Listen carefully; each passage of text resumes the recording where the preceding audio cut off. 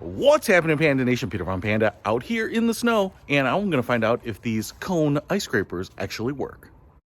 All right, so I did a video last year using one of these conical ice scrapers, and everyone flamed me because apparently I didn't use them right. So I thought I'd give it another try here, and we're going to try it on pretty much the hardest job that I have seen yet, right here.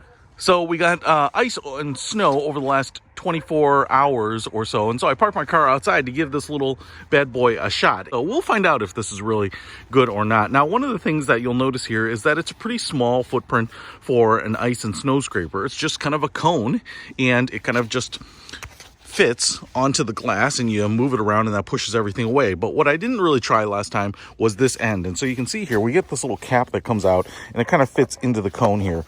And this one, to give it the best chance possible, some of them have little bumps, but as you can see, this one has little points to it, little nibs, and you use that to basically kind of crush up the ice, break up the ice, and then use the big cone portion to scrape it away.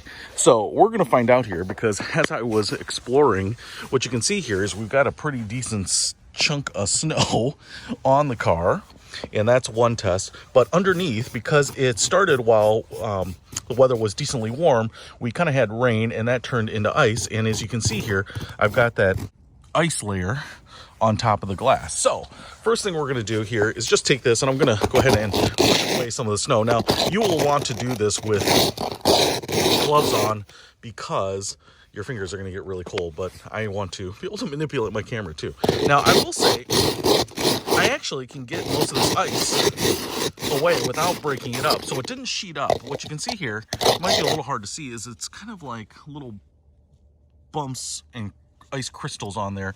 And so this is actually working pretty well. I'm actually pretty impressed with that. And, you know, I've got clean glass. What up? But if we weren't able to get that ice out of there, I would take this end and kind of get this up here a little bit like that. And that seems to work all right. But I guess it's not really fair, because I can actually clean it off with this scraper for the most part. So, you know what? I'm going to say that is test success.